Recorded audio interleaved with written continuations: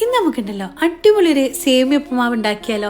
ഇതിനായിട്ട് ഒരു table spoon നെയ്യിലേക്ക് 2 cup സേമിയ ചേർത്ത് വറുത്തെടുക്കാം. വറുത്ത സേമിയ ആണെങ്കിൽ ഒന്ന് ചൂടാക്കി എടുത്താൽ മതി. വറുക്കാത്താണെങ്കിൽ കളർ ചേഞ്ച് ആവുന്നവരെ വറുത്തെടുത്ത് മാറ്റി വെക്കണം കേട്ടോ. ഇനി ഒരു ടീസ്പൂൺ വെളിച്ചെണ്ണയിൽ ഒരു 3 മുട്ടയും കുറച്ച് ചില്ലി ഫ്ലേക്സും ഉപ്പും ചേർത്തിട്ട് നല്ലപോലെ ഒന്ന് ചിക്കി എടുത്തിട്ട് മാറ്റി വെക്കണം. ആ ഒരു സെയിം പാത്രം തന്നെ അടുപ്പിൽ വെച്ച് ഇതിലേക്ക് ഒരു ടീസ്പൂണോളം വെളിച്ചെണ്ണ ഒഴിച്ചിട്ട് 1/2 ടീസ്പൂൺ കടുകും ഒരു 2 വറ്റൽമുളകും പിന്നെ ഇതിലേക്ക് ഒരു ടീസ്പൂൺ ഇഞ്ചി ചെറുതായിട്ട് അരിഞ്ഞതും ഒരു 10 കാഷ്യൂനട്ടും ചേർത്ത് ഒന്ന് മൂപ്പിച്ചെടുത്ത് കുറച്ച് കറിവേപ്പിലയും ഒരു പകുതി വലിയുള്ളി ചെറുതായിട്ട് കട്ട് ചെയ്തതും ഒരു പകുതി തക്കാളിയും 1/4 ടീസ്പൂൺ മഞ്ഞൾപ്പൊടി 1/2 ടീസ്പൂൺ മുളക് പൊടി 1 ടീസ്പൂൺ മല്ലിപ്പൊടി 1/2 ടീസ്പൂൺ ഇറച്ചി മസാലപ്പൊടി ആവശ്യത്തിന് ഉപ്പും ചേർത്തിട്ട് നല്ലപോലെ പച്ചമണം മാറുന്നവരെ മിക്സ് ചെയ്ത് ഇഷ്ടമുള്ള പച്ചക്കറി ചേർത്ത് ഒന്ന് വാട്ടിയെടുക്കാം. ഇതിലേക്ക് വെള്ളം ഒഴിച്ചു കൊടുക്കാം. 1 കപ്പ് സേമിയക്ക് 1.5 കപ്പ് വെള്ളം എന്നുള്ള കണക്കിലാണ് ഞാനിവിടെ 2 കപ്പ് സേമിയക്ക് 3 കപ്പ് വെള്ളം ഒഴിച്ചിട്ടുണ്ട്.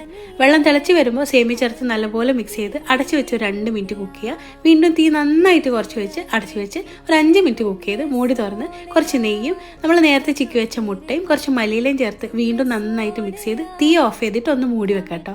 ഒരു 5 മിനിറ്റ് ശേഷം ചൂടോടെ സെർവ് ചെയ്യാൻ പറ്റുന്നതാണ്. അടിപൊളി ഒട്ടും ഒട്ടി പിടിക്കാത്ത കഴിഞ്ഞു പോവാത്ത ഉപ്പുമാവാണ് കേട്ടോ. ട്രൈ ചെയ്ത് നോക്കുക, ഫീഡ്ബാക്കിൽ അറിയിക്കുക.